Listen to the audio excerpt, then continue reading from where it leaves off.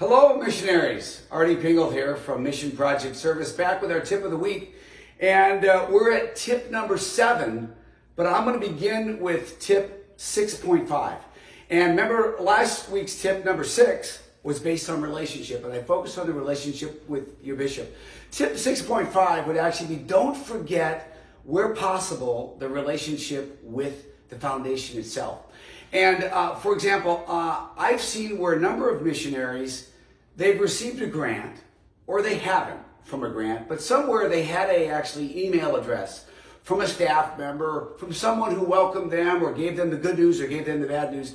And then 6 months later, this same missionary, whether they received a grant or not, wrote a note, an email to them, either saying Merry Christmas, praying for you during Easter, just to let you know the work we're doing here. Thank you again for what you do for me and all other missionaries around the world. But they focus just a little point at which they can sort of continue the relationship between themselves and the foundation. So that's tip 6.5.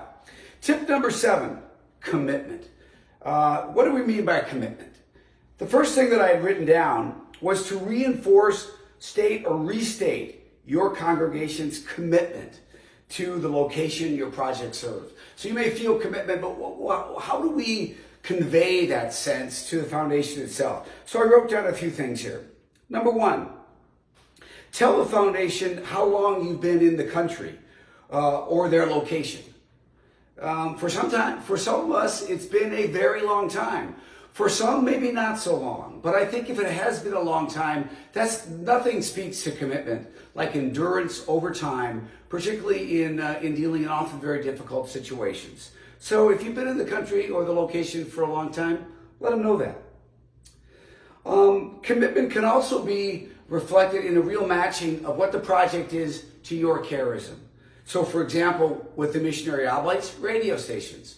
For some congregations of sisters who have a history of nursing and medical clinics, that really makes sense to draw that connection. For some, it's evangelization. So it's the catechetical efforts they do. Others, as we all know, like the Jesuits, it would be their schools. So help draw that connection, and then it reinforces the commitment of your congregation and their charisms to what you're doing.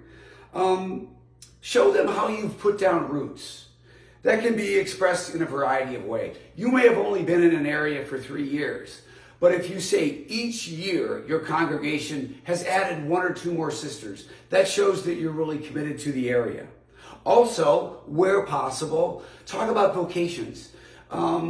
If you can show that vocations are actually occurring, that young women or young men are trying to become postulants or brothers or priests, it shows that you've really made an impact, that you've dug into the community and that the people are responding this way. I think vocations are actually a very, very powerful indicator of your effectiveness and the fact that you are really getting into the heart and soul of the people. And then finally, where possible, show how the local population has positively responded to you. It probably shows that you have obviously shows that you have a good relationship. But a good relationship usually is based on trust. And trust usually follows a sense from one party that the other person is committed to them. So just a few tips, and I'll give you one little story to illustrate that. There was a country, unnamed country in Africa, unnamed but famous religious congregation who had put down some roots there and had been there a while, as had the other congregation. The other congregation, however, kept getting enormous growth in vocations, whereas the first congregation, this well-known congregation, got not so many.